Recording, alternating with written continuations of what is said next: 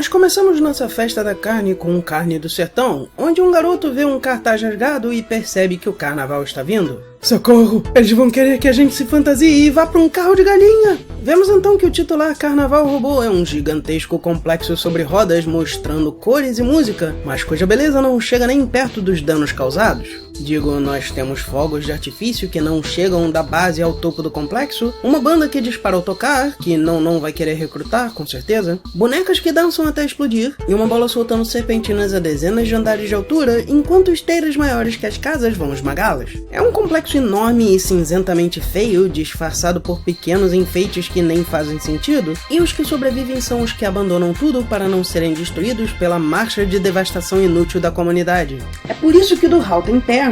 O mais incrível pra mim é o garoto ser o primeiro que percebeu. Você está me dizendo que essa é uma ameaça conhecida, a ponto do garoto a reconhecer pelo pôster, mas que ninguém percebeu que eles estavam no caminho até agora? Ninguém explorando aquela área viu aquele cartaz que estava pregado ali, a ponto do tempo rasgar? Obviamente, o que foi um dia uma atração para a população, agora é uma caixa de música que não para e destrói tudo em seu caminho, ainda se valendo da ingenuidade do povo para atacá-lo. E é por isso que eu acredito que nenhum dinheiro público deva ser usado no carnaval.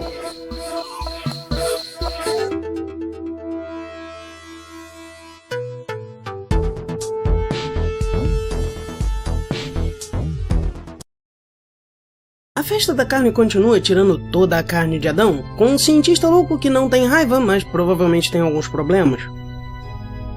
Eu gostava das piadas nos nomes, tá bom? Que leva uma réplica do planeta nas costas e tenta ativar um robô. Eu particularmente gostei de como o curta mostra o robô iniciando, com os sons da ativação, os sons do fracasso e uma súbita inversão de luz quando o robô passa a fazer os sons. A máquina consegue se levantar com dificuldade e imitar o seu criador, mas claro, temos que ter um gênio que, além de efeitos sonoros particularmente hanna-barbéricos, não percebe que o robô vai imitar tudo o que fizer? Então, quando o velho acidentalmente cai, a máquina se deixa cair. Pode parecer só uma conclusão de piada, mas você pode ler uma crítica ética clara aqui. Note que o robô não é o primeiro e não chega a se desconectar de tudo ligado a ele para funcionar. Ou seja, esta forma de vida é ainda bastante dependente do mundo ao seu redor. Ela destrói parte dele imitando seu criador, que fica alegre por não dar importância ao que foi destruído. Ele dança enquanto as coisas ao seu redor caem,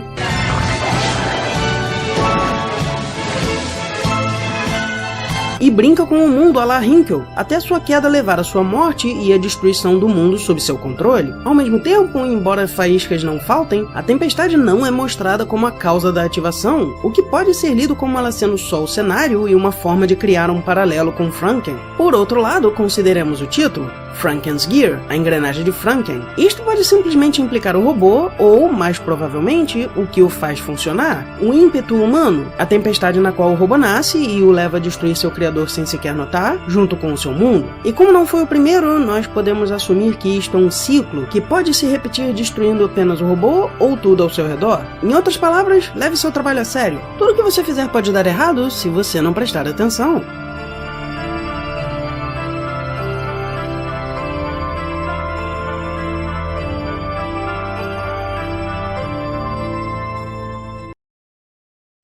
Hoje nós continuamos nosso gosto pela carne com De Privé. Eu falei que não quero você vendo esses filmes! Não é nada disso! Eu não posso deixar de sentir falta de um D nesse título. Em um mundo onde humanos e robôs convivem pacificamente, uma nave aterriza trazendo tríclopes mecânicos malignos que levam a donzela do dia para a Fortaleza da Solidão, quebrando seu NS4 logo depois dela o caracterizar para podermos separá-lo dos demais. Depois de facilmente destruir alguns tríclopes, ele tem de encarar os dois guardas pessoais do seu adversário, que tem um chifre e duas presas que parecem especiais. Entretanto, o grande poder deles é atirar. Ele consegue se desviar e causar algum dano, mas quando o Rocksteady mostra seus canos peitorais, ele decide atacar Bebop de frente.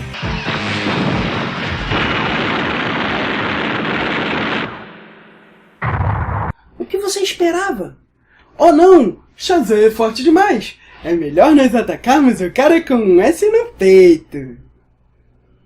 Ele é obviamente derrotado, aparentemente por pistolas de 4 canos gigantes, tendo então levado para o chefe final, o irmão Glamrock da Panther. Ele tortura o robô com linhas luminosas O robô se liberta, derrota os guardas e luta contra o chefe até que Zig Marionette finalmente é derrotado e o homossexualismo vence. Tá bom, eu não posso exatamente dizer isso, já que emoções em anime podem ser bastante exageradas, o que faz sentido para um curta sem vozes, e a própria personagem pode ser mais emocional que a maioria. Por outro lado, dado o tema, faria mais sentido que o relacionamento entre os dois fosse mais que só amizade. É um curta de ação básico, fora duas questões. A primeira é que, diferente dos demais curtas, este apresenta robôs como parte da sociedade pacífica e dos invasores. Isto tanto torna os organismos cibernéticos como neutros, quanto cria um herói à la Caçador de Marte, um pacifista tendo de se tornar guerreiro. Um pouco de caracterização para nosso personagem principal. A segunda, ligeiramente mais sutil, é que tudo indica que o vilão seja biológico. Quando ele é esmurrado, aparece vermelhidão em sua pele, enquanto no robô, sua pele, holograma, disfarce, sei lá, mostra dano, mas nenhum sangue. Ah, além do vilão cuspir vermelho. Poderia ser lubrificante, mas... Você pode ler isso como um confronto do conceito de humanidade contra a tecnologia. O herói que talvez fosse considerado menos humano luta por seus sentimentos, enquanto o vilão que poderia ser considerado mais humano, mais biológico e menos tecnológico, é o mais egoísta e violento. Ainda interessante, criando uma boa atmosfera, mas as cenas de ação são um tanto paradas. A conexão entre as partes parece lenta ou inexistente, mas é curto, então não é tão ruim.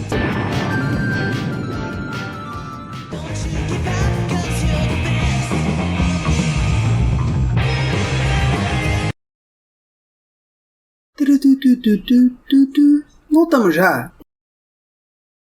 E depois de 3 curtas, nós finalmente temos falas. E não é à toa. Nos curtas até então, é difícil ver a necessidade de qualquer fala para os personagens, assim como ocorrerá nos demais também, fora uma exceção. Presence, ou presença, faz bom uso de língua já no título. A tela mostra o título em katakana, presença, em vermelho com partes em branco. Claro, eu tentei achar outras leituras retirando essas partes, sem sucesso. Porém, tem também esta pequena linha. Por que ela não segue a palavra toda? Pode ser só uma divisão, mas eu achei outra coisa. Zensu é um adjetivo para completo, cujos kanjis contêm a ideia de completude e número, força, destino ou leis. Este adjetivo também é usado com o significado de diploide, uma forma de vida que trabalha com pares de cromossomos, como humanos. Purê, sem batatas, pode ser lido como pré, então este título em katakana pode ser lido como pré-completo ou pré-diploide, o que vai fazer mais sentido depois de analisar o curta. Nós começamos com uma cena de pessoas passando pela rua quando...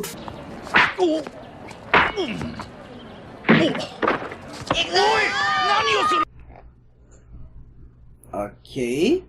Eu tenho que assumir que esta cena é para definir que as pessoas aqui não são necessariamente pessoas. Talvez hajam pessoas aqui e elas sejam indistinguíveis de robôs, ou talvez sejam todos robôs. Well, now an android. O androide parece ser um homem de meia idade e fuma, então nenhum hábito poderia excluir pessoas de serem androides. O próprio protagonista só é sugerido como sendo humano por uma fala que tem... Por se reproduzir e envelhecer, sua cara sendo dominada por suas sobrancelhas de cortina assombrada, o que meio que faz sentido. Eles se declaram feminista, mas o termo é usado do mesmo jeito que herbívoro vem sendo usado para descrever homens. A ideia, bastante atrasada mesmo para 1987, é que homens são naturalmente dominadores, isto é... carnívoros, e que homens que não se comportam assim, chamados de herbívoros, acabam tendo pouco sucesso e não cumprindo suas obrigações, sejam estas biológicas, sociológicas, etc. Basicamente, ele tem uma casinha de um cômodo no campo onde cria brinquedos em segredo, em especial uma Cyber Cyndi Lauper, que ele associa a ter se imaginado casando com uma mulher mais feminina. Até aí tudo bem, mas aí ela vai e estraga tudo, questionando qual o seu propósito e dizendo que quer namorá-lo, o que o assusta e...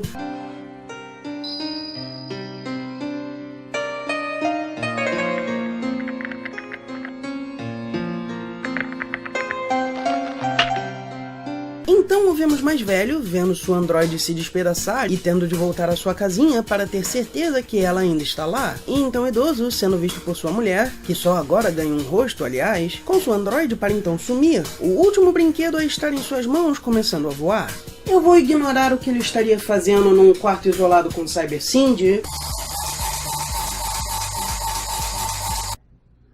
A partir de agora... porque a questão do filme é realmente interessante. Por um lado, o curta faz bom uso de cenário, criando algo atemporal ainda que integrado à existência de androides. O espectador pode facilmente perceber que a sua presença é completamente integrada, não criando conflitos, ao menos nenhum conflito externo. A casa no campo como parte-chave do cenário é uma ideia genial. É uma ótima representação de uma filosofia romântica que valoriza costumes antigos, a vida no campo e a emoção intensa. Isso obviamente contribui bastante para o tom. Ao mesmo tempo, a casa pode ser vista como um paralelo da casa de João e Maria, em algum lugar no meio do bosque, onde ele poderia fazer o que quiser, ainda que ele queira criar em vez de comer doces, existe uma mulher que ele teme. A história pode ser vista como um homem que não crescera completamente e tem hábitos infantis, Cybercindy inclusive sugerindo isso.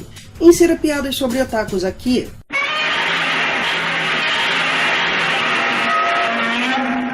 Até encarar seu medo e eventualmente aceitá-lo como parte de si. Outra interpretação é que se trata de espiritualidade, aquela máquina criada pelos desejos íntimos do protagonista, a que sabemos ser uma máquina, teria voltado no final por ter um espírito de verdade, em uma vida na qual ele está cercado de morte, leia-se partes de robôs por todo lado, criando uma noção bastante tola de que tudo acaba bem na pós-vida. Por outro lado, estas leituras requerem que se ignore questões básicas. Se a ideia é que aquele robô teria um espírito, o protagonista é um assassino, mesmo que acidental, e não tem nenhum momento de redenção. Isto, claro, além de ser implicado que toda a vida dele foi inútil, com a possível exceção de ter sido pai e avô. Se a ideia é que Cybercindy é uma parte de si que ele nega, talvez sua destruição tenha a ver com o conflito interno do personagem, mas por que ela voltaria se ela se destrói na mente dele? Se ela não se destrói, mais uma vez, isto implica que a vida dele foi infeliz ou até mesmo uma mentira, apesar de ele parecer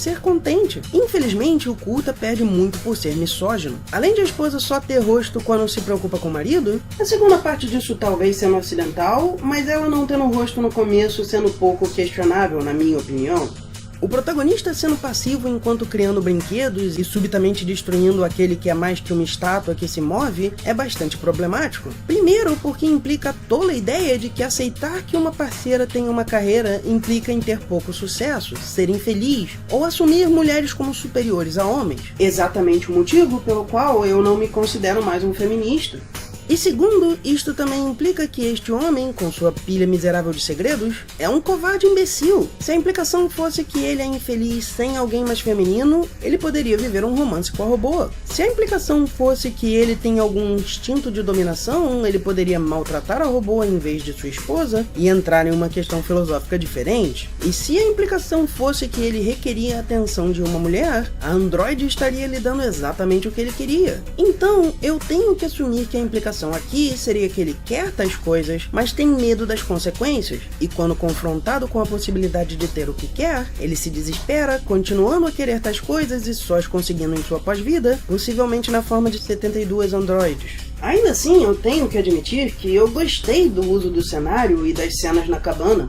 O simbolismo me foi interessante. As paredes estão repletas de personagens sobrenaturais, além de um boneco com cara de quero pegar a Cindy, uma árvore de Natal, um demônio e um disco voador, que aliás é a única coisa a sair da sala. Então isto pode ser visto como uma representação do coração das pessoas, e apenas a tecnologia afetando o mundo lá fora, a mitologia e seus desejos continuando internos. De fato, ele deixa um boneco cair quando ela confessa seu amor e encosta nele. Um boneco que tem olhos exagerados e que se movem de forma boba, como um personagem de desenho que vê uma personagem atraente, além de um parafuso em posição sugestiva. Um boneco que o demônio derruba quando ele a destrói. O demônio poderia representar a própria crueldade humana, relacionada às perguntas que o personagem faz ao robô, mas eu diria que ele representa seu medo de algo novo, já que seu medo parece ser o que o levou a atacá-la. Fim das contas, o curta parece sugerir de uma forma ou de outra a ideia de que o protagonista é incompleto por não ter uma mulher feminina, e por isso a ideia de pré-diploide poder fazer sentido. Mesmo se você quiser dar o benefício da dúvida e dizer que a mulher talvez estivesse o ignorando, por que ele continuaria incompleto mais tarde? Por que a mulher preocupada com ele, que o vê sumir, não o completaria? Infelizmente,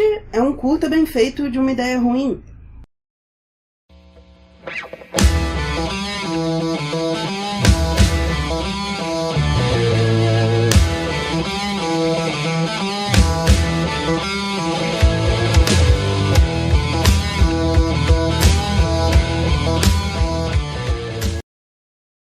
caricato mais crítico.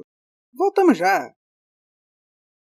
Bom, eu nunca terminei isso, então, semana de carnaval, por que não? E se você achou que Presents teve uma análise muito extensa, não se preocupe. Voltamos à nossa programação normal. Starlight Angel, algo como Anjo da Luz de Estrela, é uma história bem mais básica. Duas garotas se divertem em um parque de diversões, uma delas conta que vai encontrar com o namorado no parque, e a outra perde seu pingente de estrela enquanto vão encontrá-lo. Mas o namorado tinha dado o pingente à outra, em uma câmara de bronzeamento.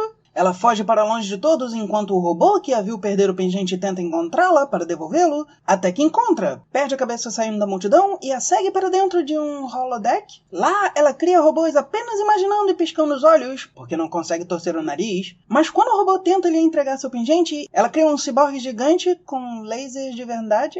Tá vendo? Foi por isso que o Tivoli fechou. Ela se solta do robô quando nota que ele é um mero humano. Mas como ele tenta ajudá-la quando o ciborgue a agarra, ela chora por ele, o que faz o ciborgue não funcionar direito, e o pingente magicamente vira uma arma em suas mãos para ele destruir o gigante. E no fim ela ri de tudo, porque, claro, não foi ela que levou o laser na cara. Mas elas esperam até o parque fechar e ela se encontra com um novo namorado. É estereotípico, claro, ela não precisava ser completamente indefesa, especialmente se ela está criando a ameaça, mas ao menos existe a noção de que o namorador está errado, demonstrada de forma sarcástica, e que o cavaleiro em cavalo branco é uma boa pessoa, com ele tentando devolver o pingente. Ainda é uma interpretação ruim de uma mulher, mas não é ofensivo como a premissa de Presence. O mais interessante é, novamente, a construção de mundo. Não chega a ser tão bom quanto o uso de cenário em Presence, e não é só cenário, mas temos a apresentação de personagens antes de serem relevantes, fazendo a história fluir mais naturalmente. Robôs agindo mais mecanicamente para sutilmente diferenciar o homem fantasiado e robôs de verdade, ao mesmo tempo apresentando que seus hologramas são mais avançados. E o robô perdendo sua cabeça sugere que deve ser um capacete, já que não ficaria tão solto se fosse de verdade, além, é claro, das versões de Tetsuo Akira e do General.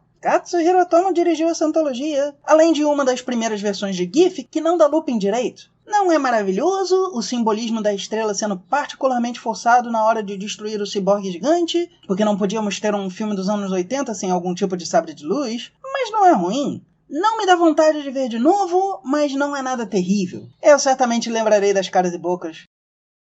Cloud, ou nuvem, é o mais visualmente orientado dos curtas. Enquanto a maioria não tem falas, os personagens ainda falam, só que com movimentos. A maior parte da ideia é interessante. Um robô andando sem parar enquanto o mundo lhe passa. Entretanto, a execução deixa a desejar. A princípio, é um ser que vai continuar não importa o que ocorra, mesmo que com dificuldade em alguns momentos. Tem algumas comparações com um ser humano que poderiam ser interessantes, como a robô surgir de uma nuvem e esta subitamente sumir, isto é, a origem da vida é desconhecida e deixa perguntas, ela começar parecendo mais infantil, a bacia inclusive parece uma fralda daqueles brinquedos de corda, e descobrindo seus movimentos até dançar, então só andando pela maior parte do curta, isto é, pessoas podem acabar presas a um ciclo para sua sobrevivência. A parte mais interessante para mim é o foco no meio de seu corpo, mostrando que ela não tem um estômago. Pode ser apenas para mostrar que ela não é humana, ou seja, tem roupas, possivelmente influência cultural, mas essa não é sua origem. Mas eu leio isso como dizendo que ela não tem estômago. Sem ter um estômago, ela não tem necessidades biológicas. Isto informaria ao espectador que não só este ser não precisa comer, fazer xixi ou cocô, ela não precisa parar. Sua caminhada poderia ser absolutamente contínua, tornando o peso de sua existência muito maior. O único momento em que ela parece parar é quando uma bomba atômica explode e faz peidar seu último suspiro.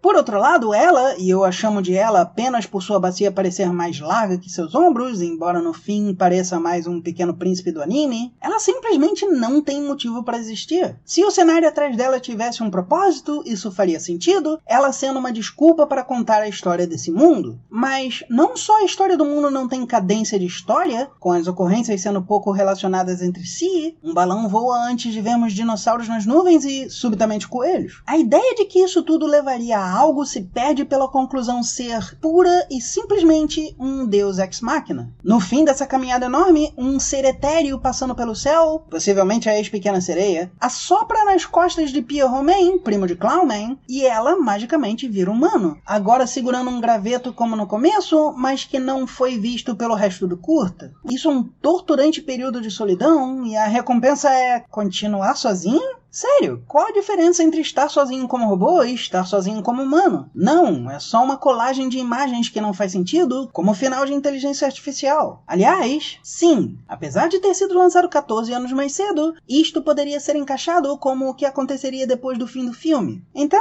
por que fazer sentido? Depois de seu dia com sua mãe, David anda sem motivo, até que um grupo de aliens decide dar-lhe vida, os aliens tentam reviver a fauna, mas as amostras de DNA estão misturadas e eles criam os Wuzzles. Batman acha que isso é uma abominação, mas a garota diz que a alien que lhe deu vida se chama Martha, ele é morto em sua distração e a garota começa um projeto para reconstruir a humanidade, criando androides galináceos como ela era, que um dia enfrentariam o Super-Homem no fim do mundo.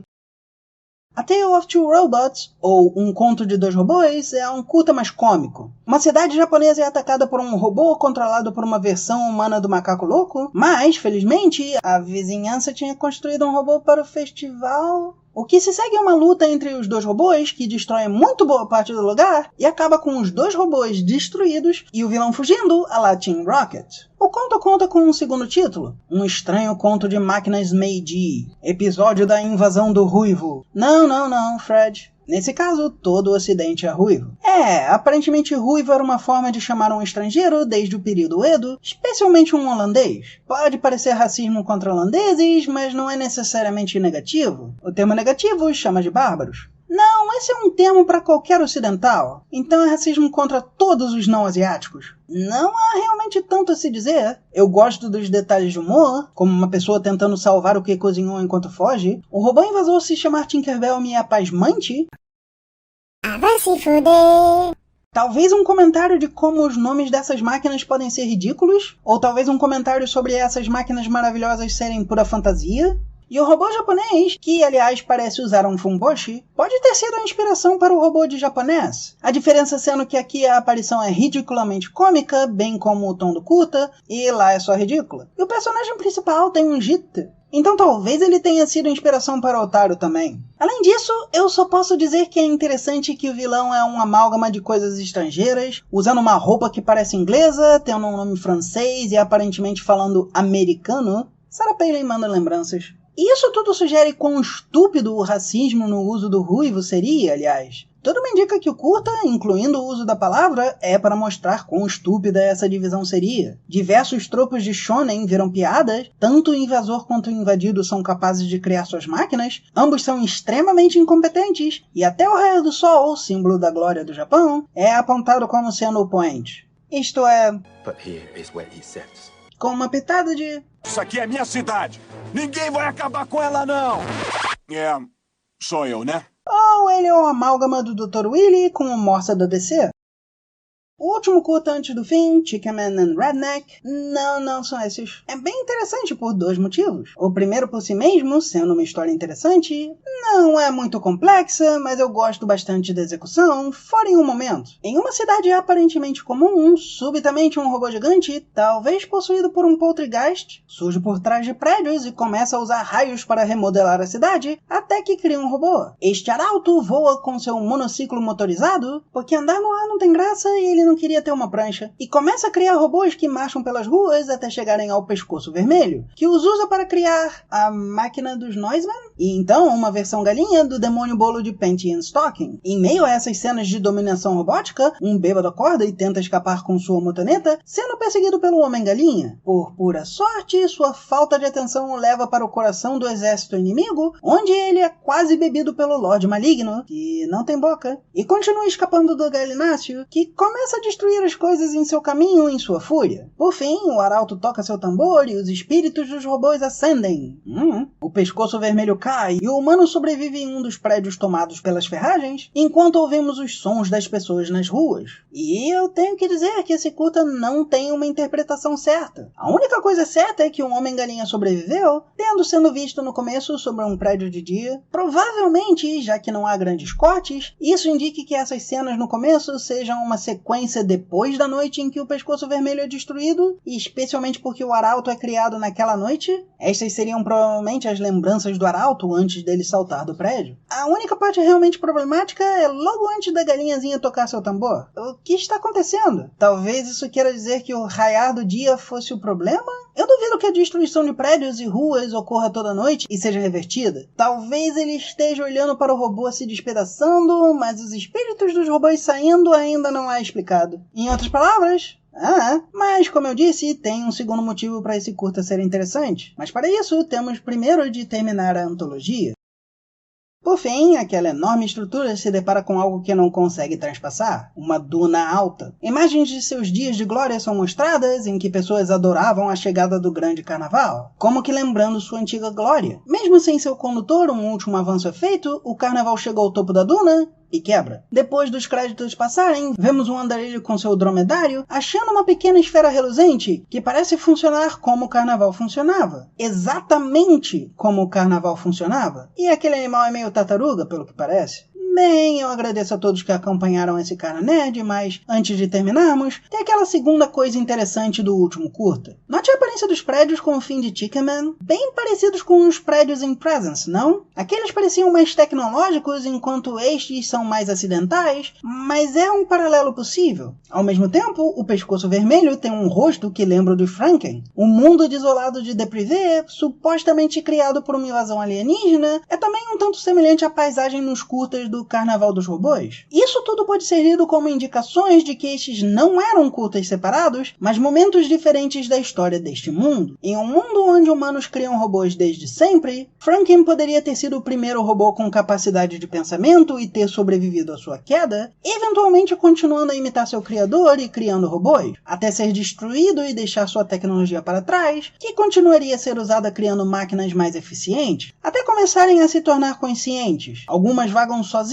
outras se integram completamente, e eventualmente uma guerra devasta o mundo e a tecnologia sem consciência continua a devastá-lo. Eu sei, é meio forçado. É possível, mas não há evidência bastante de ter havido qualquer intenção para integrar as ideias coerentemente. Ainda assim, o resultado aqui está e pode ser lido como um todo. É difícil não notar as similaridades entre Deprivé e Starlight Child, apenas sendo um shonen enquanto o outro é shoujo. É difícil não notar que o criador de Franken e o Pescoço Vermelho foram ambos destruídos por suas criações, ou que tanto Presence quanto Cloud parecem pressupor mais humano como automaticamente superior e têm narrativas mais falhas, enquanto Deprivé e Starlight Angel parecem ter narrativas mais simples e melhores por se dar ao trabalho de estabelecer por que seus heróis seriam heróis. Mais que isso, um tema que parece se mostrar bastante é o da bobeira humana, seja por sons hanna-barbéricos,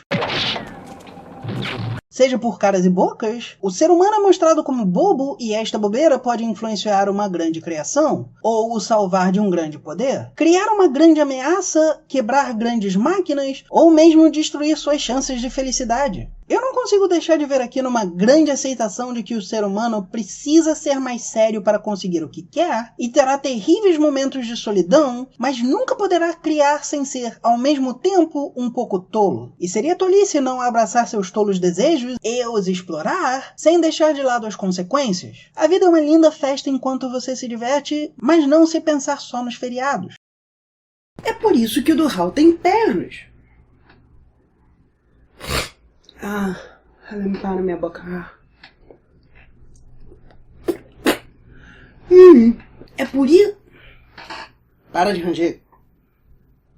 É por isso que o do Hal... Sim, está gravando. Ah, tá. Não me assusta, não. Que vai parar de funcionar, não. Sua luz. Parece que tem uma luz passando por um aquário na minha parede. Vamos gravar.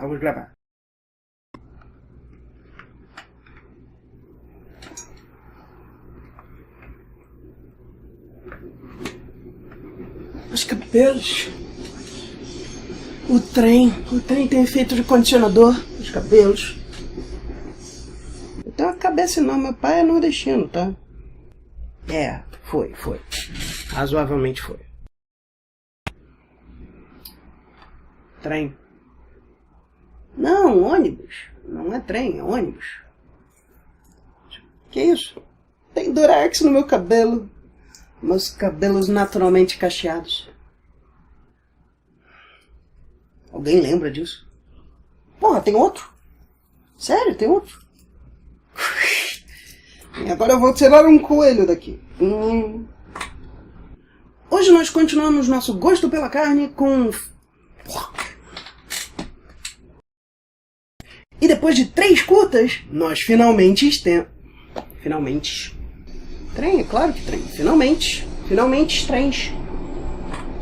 Já saiu. Putz, grila, acabei de... Primeira vez que eu tô usando.